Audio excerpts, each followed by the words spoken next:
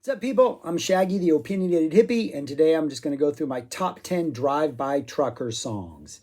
If you have clicked on this video and you are not familiar with the drive-by truckers, watch the video, don't watch the video, I don't care.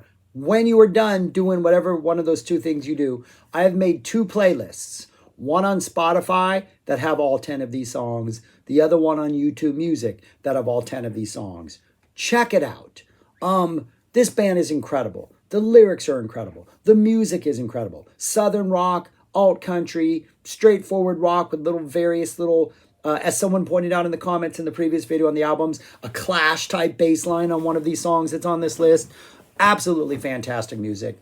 One of the best live acts out there. They're currently touring the States, the southern part of the United States for now. If you're from that area, you want to check them out and then maybe go see them. Absolutely amazing band. Great, two of the best lyricists in the business. I'm quickly just going to go through the songs.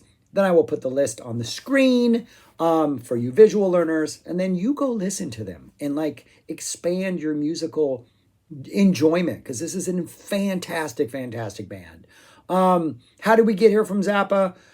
They cover Tom Petty. Zappa has a Tom Petty reference on 88. They cover Van Halen live. Steve Vai, David Lee Roth band, all that kind of stuff. David Lee Roth was in Van Halen. So those are two connections. There's probably more. But anyways, that's what we're going with. So let's do it. Number 10, the opening act off Brighter Than Creation's Dark. I put the songs from 10 to 1. This is a really good opening song for that list. In fact, looking at this right now, it's a pretty good order. It's a slower song, kind of a ballad with this forward moving motion, like somebody's quietly driving down a highway thinking about things. It's about a singer-songwriter who's touring the circuit. He's the opening act. He's kind of struggling. He's kind of happy because at this show, the man is going to be there. The man is on the guest list. And the man is the guy he gives all his money to after the show because he gives him the necessary evil that he needs to get through the tour.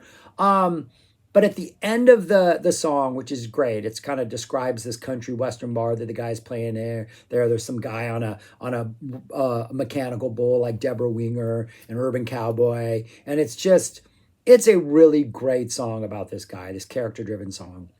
It's from his perspective, but one of the last lines in it, he's driving after his gig, he's driving down to the next gig, and for the most part, it sounds like a country song, right? Maybe a little poppy country song, a little more mainstream, not heavy country. Again, maybe the little lyrics that are different are the things with the drugs and the man going up. But at the very end, you get this line that almost makes you think, okay, we're going in a more traditional country direction. And the line is, he's driving down the highway, going to his next gig. And he goes, I turned up the radio, heard some preacher talking salvation. Right? And that line alone, you're like, okay, this is tough. It's rough. He has to resort to this necessary evil, but maybe there's, this is what gives him hope. This is what lifts him up. Has that typical sort of country turn at the end. But then the next line, one of my favorite lines ever. This is a Patterson Hood song. My tank is half full, and I reached over and changed the station. And I just love that. Because I know if you're maybe a country fan listening to this and you get to that part, you're like, yeah, little religion's going to save his soul. No, he just turned that station and kept on driving. Absolutely love this song. Just a beautiful, beautiful little song off Brighter Than Creation's Dark. Number 9, Sinkhole. Just a live powerhouse, high energy, just starts off with this absolutely amazing riff. Then the second guitar comes in. And then I think Jason Isbell's guitar come in. You got guitar up on guitar, and it's this driving. It's a Patterson Hood song. It's about a farmer. The banker's coming to take his farm. This farm has been in his family for decades, for generations. He might have to take things into his own hands to solve this problem. And when he goes to church on Sunday, he just might not be able to look the preacher in the eye because of the things he's done. Just an absolutely amazing little song. High energy, great lyrics, sort of addresses the farmer problem we have in America with farmers just going bankrupt and banks coming in and buying their property and buying them out, even though the farms have been in the family for generations. And it's a very populist, speaking for the farmer. Great, great, great high energy rocker. Number 8, I want to put this higher, but and I probably should put this higher. This probably, but it's a song called Carl Perkins Cadillac. It's a Mike Cooley song. It's about Sam Phillips, Sun Records, a high energy, very country type song, really good, just kind of a country pop, country rock song. But recently, I'm a teacher. I teach elementary school, and there was another school shooting in the United States, and there were several 9-year-olds that were killed. So essentially, several third graders. And I'm around third graders all day, and it hit harder than most shootings. I think every subsequent one hits harder. And I was listening to this song over and over and over just because it made me feel good and it made me feel happy. And then I was singing it one day and I realized, oh, shoot, this is about Nashville, right? In fact, one of the greatest lines in the song, which I'm going to get to in a second, is about Nashville. The shooting was in Nashville. And I had not put those things together until like days later. I was like, wow, that's weird. I've been sort of paying tribute to the city this entire time with this song. But this song kind of saved me. Like it made me feel better. It helped me deal with just a really hard emotional mental time for me. Just because it was good music and I liked to sing along and I felt good. And I didn't realize how often I was playing it till I was doing something around the house and I was playing this song and my wife comes in the room. She's like, again? And I was like, what do you mean? She's like, this song, you've played it like 100 times in the last 2 days. So I was like, oh, yeah, I guess I didn't realize it. And that was when I listened to the lyrics and realized, oh, it's about Nashville. But the line I love, and again, it's one of those that is so much fun to sing. Cooley writes these songs that are so much fun to sing along to, but it's, I got folks in Nashville, or at least the folks I know, say that Nashville's where you go to see if what is said is so. Internal rhymes, alliteration, so much fun to sing.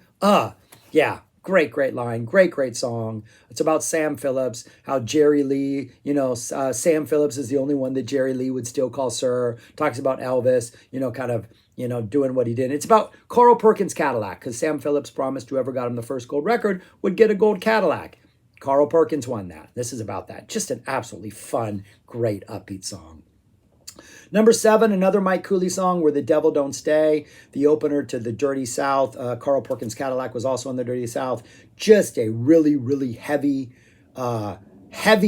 Southern rock song. Some amazing Jason Isbell slide guitar work. It's about pretty much having a distillery, brewing, stilling moonshine up in the mountains and just the hard life and maybe going blind because your moonshine was a little too strong. The lyrics are great. The energy is great. Apparently it was recorded all live in one take. That's the version we get on Dirty South.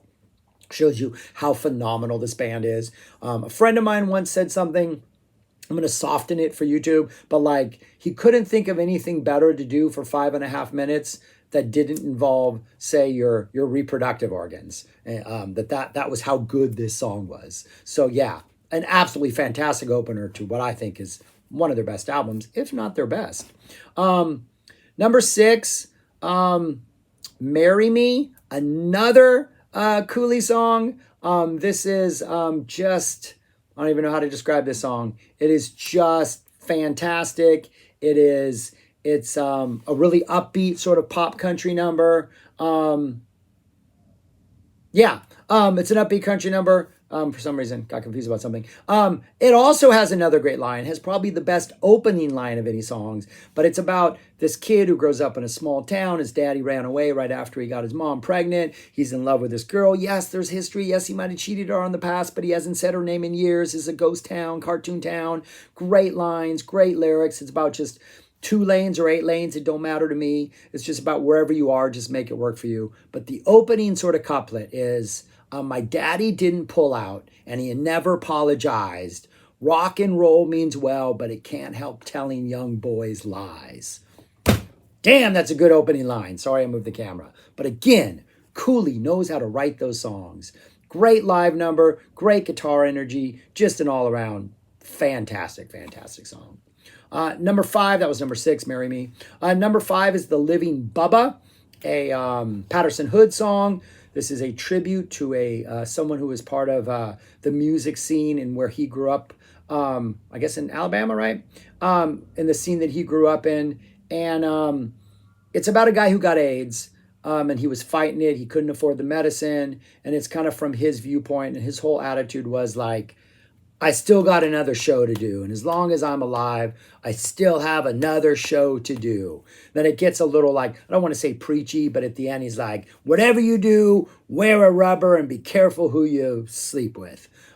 Says it in not so gentle terms. But yeah, just a really touching, moving song. Like Patterson Hood writes eulogies for people that really like, I wish I knew Patterson Hood so when I pass away, he could write a eulogy for me because he writes some really good stuff. And this is just one of those really powerful, emotional songs. Number 4, probably the most devastating song in their catalog, Angels and Fuselage. This is the last song off their Southern Rock Opera. It's pretty much from the viewpoint of a member of Lynyrd Skynyrd as they're sitting on the plane, as the plane descends into the ground about to crash, where they're going to die. There's angels and fuselage in the trees, and this guy's going down. He's scared out of his mind. It's one of the refrains. I'm scared shitless.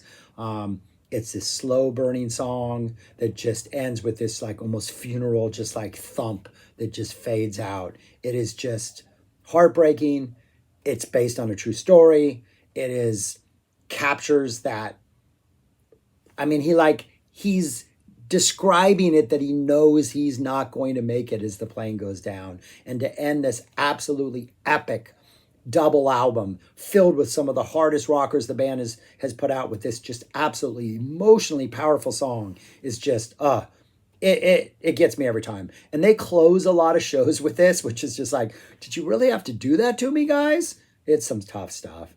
Number 4, Angels and Fuselage. Number 3, Patterson Hood's Used to Be a Cop off their Go-Go Boots album. Another one that has one of the best lines ever, but it's about a guy who used to be a cop.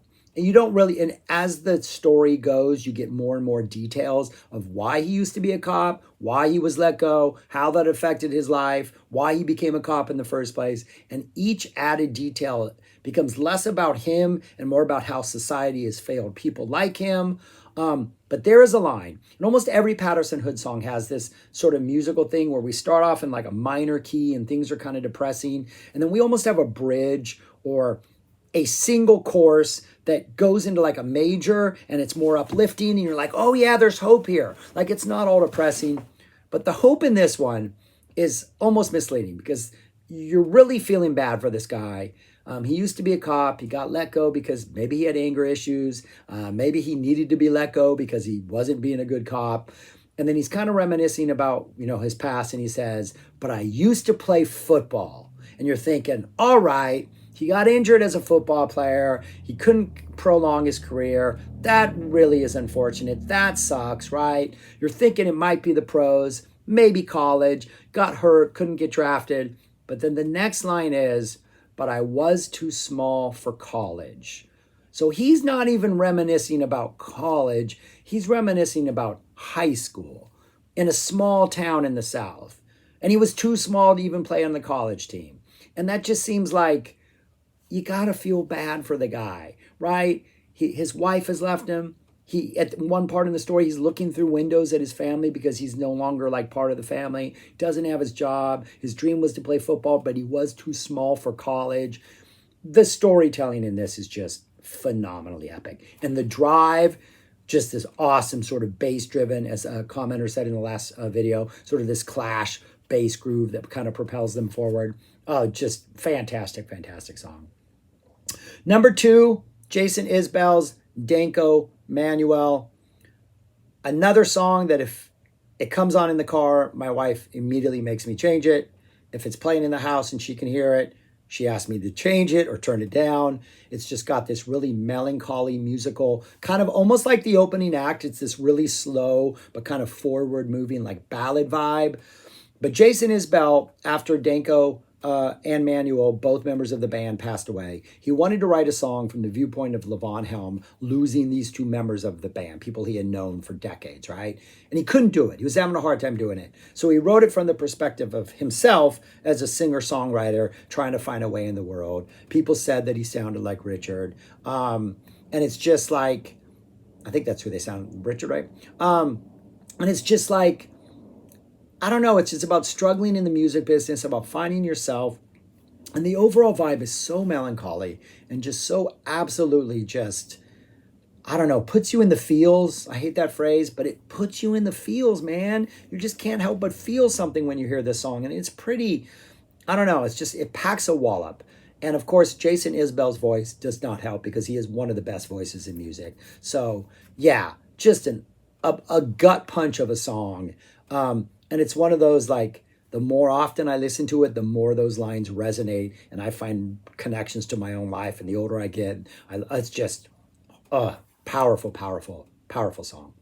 And then number one, Mike Cooley's Zip City off Southern Rock Opera has my favorite all-time line of a Drive-By Trucker song. I think one of the greatest lines in the history of rock, in the history of music. It's about a 17-year-old boy. He's driving down from Zip City to Culver Heights. It's about a 26-mile drive. He's got nothing to think about. He's going to see a girl who's not quite giving him what he wants. Her dad is a preacher. Her sister's putting the sweet stuff on everybody in town but him. Her brother's in the closet and thankful he's got 10 fingers and 10 toes to keep those closet doors closed. He's about to just give up on her. He gets 12 miles to the gallon and he's got no good intentions. Like the writing in the song is fantastic. But there is a line when he's finally reached his point of frustration and he's sort of like directing it at the girl. And the line is, "Keep your drawers on, girl. It ain't worth the fight. By the time you drop them, I'll be gone, and you'll be right where they fall the rest of your life."